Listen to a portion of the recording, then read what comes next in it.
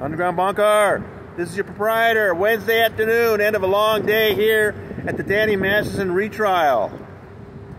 Today was all about Jane Doe 3. Wow, what a day. The first half of today was the conclusion of her direct examination. And let me tell you, I think I'm hearing from readers, they can tell from my notes that Deputy DA Reinhold Mueller is doing a better job of leading her through a really coherent story, and she's doing a great job describing her time with Danny, the assaults, how that she found the other Jane Does, how they went to the police, all really strong. But especially today, they went after something they only danced around last time. And listen, this goes back to the very beginning. The very first story I wrote breaking this story about Danny Masterson being investigated by the LAPD on March 3rd, 2017, contained quotes from the letter Jane Doe 3, I called her Victim A back then, had written to Chief Beck of the LAPD complaining about how badly the LAPD was handling the investigation. Do you remember that? Right from the beginning, we were reporting that these women had issues with Detective Esther Reyes, the first detective on the case. After she wrote those letters to the chief, they replaced Reyes with a Detective Vargas, and they were much happier with how the investigation went after that, and they got charges. In the first trial in October, you could tell the prosecutors were in kind of a bad position because prosecutors don't normally like to criticize the investigators in their case. So they kind of danced around it, and Cohen went after them because of that. It made them vulnerable because they didn't really want to trash Reyes. This whole thing was just sort of hanging over it, and they never went there. Well, today they went there. Today they went after Reyes, and Jane Doe 3 talked about how badly the case was handled, and the letter she had to write to Chief Beck, and how she went to the FBI because she was concerned about it. I don't think we've heard that before. We certainly didn't hear that in the first trial. Wow, what a difference. So count to all the things. Well, much more Scientology, real details about Scientology, much more about drugging, and now about how the LAPD had screwed up the investigation from the beginning and before they got things going right. That, ladies and gentlemen, is a much more compelling narrative, if you tell me. After the break, well, just before the break, Sean Hawley just barely got to start her cross. It was nothing. After the break, Sean Hawley got to do her cross-examination of Jane Doe 3. Let me tell you, it's very different than Cohen. You will remember that Cohen at times came off really brash. Remember, the judge had to really dress him down about being obnoxious. He used that word. And that he, it's always difficult for the defense attorneys because they're questioning a rape victim. They can't look like they're beating them up. And I remember I mentioned last trial, there were a couple times when Cohen crossed that line. But in general, he was pretty good. Well, Sean Hawley, in my humble opinion, is much better at that than he is. As far as appearing polite, appearing not to be trying to, irritate or aggravate the witness. She really seems like she's just asking pertinent questions, but they're tough questions. Now, I don't know. I think it's a toss-up. I think Cohen asked some pretty tough questions, but Sean Hawley was doing her best to kind of question the consistency of what she'd said. I'll give you one example. We had just heard that Jane Doe 3 went to the FBI because she was unhappy with how Detective Reyes was handling the investigation. Then Sean Hawley asked very politely, you were first interviewed by Detective Reyes on January 17th, 2017. You went to the FBI 3 days later. How could you already be unhappy with her? That's an interesting question, but let me tell you, Jane Doe 3 really handled cross-examination well. Now, this is the third time we've seen her have to go through this. I hand it to these women. Each time they have done very well under cross-examination. And I thought she did very well today. She was very cognizant of the fact, for example, that Mesereau and Cohen both have gone after her for some slight changes in language. And today she took that on.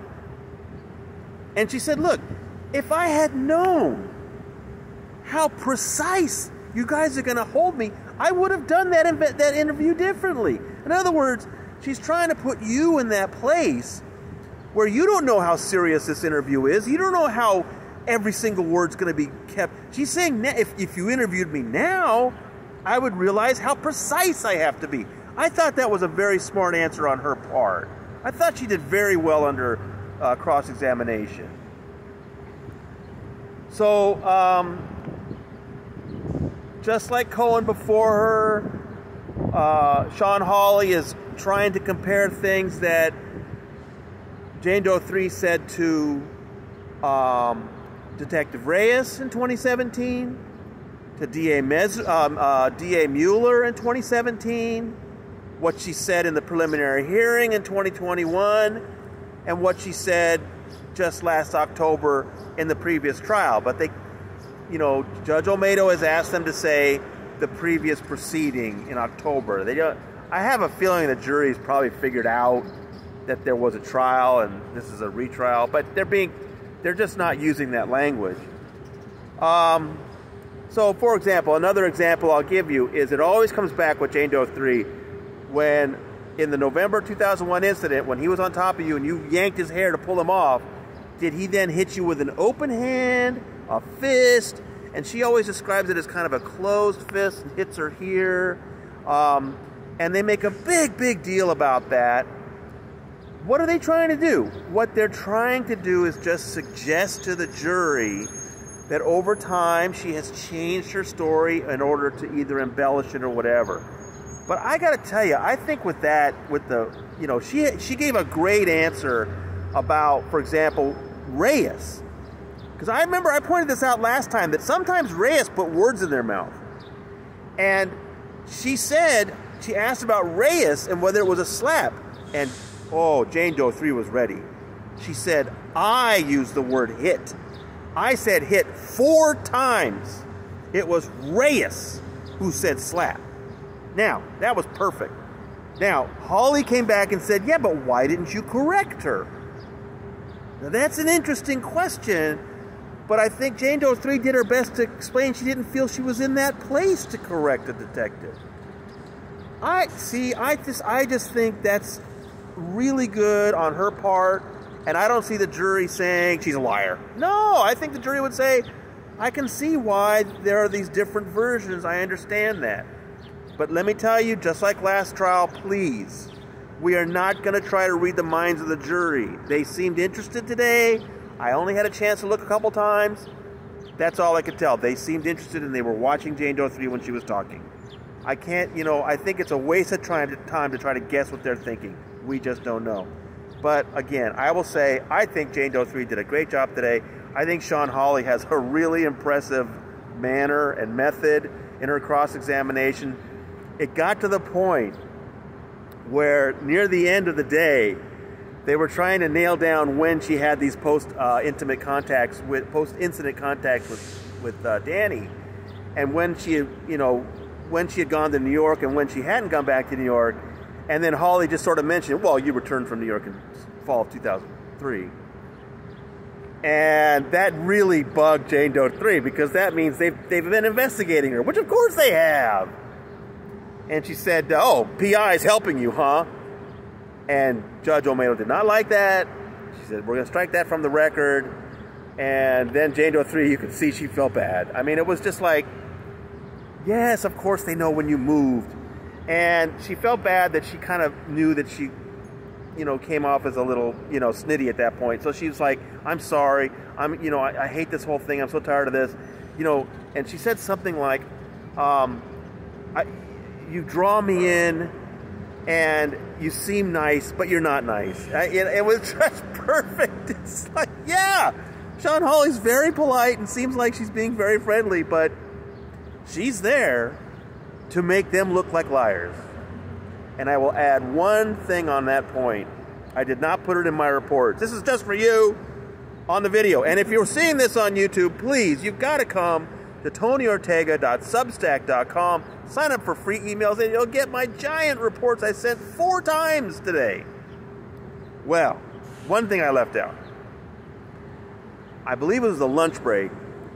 And I was sitting there getting my report out, sitting on the bench in the hallway. And Danny and Bijou came walking out of the courtroom mid-conversation. Again, I'm not trying to hear anything. I just can't help it. What did I hear Bijou say? Well, we know they're lying.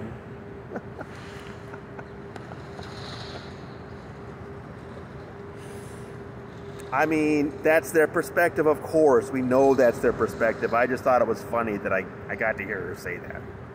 All right, well, what a nice long day. Very interesting, very fascinating. I'm sure it wasn't nice for Jane Doe 3. I feel for her. But again, she really held her own today and did great. How are things going? I don't know. I'm just telling you what I saw. No idea. All I know is I'll be back tomorrow. From the Clara Shortridge Foltz Criminal Justice Center, this is your proprietor, signing out.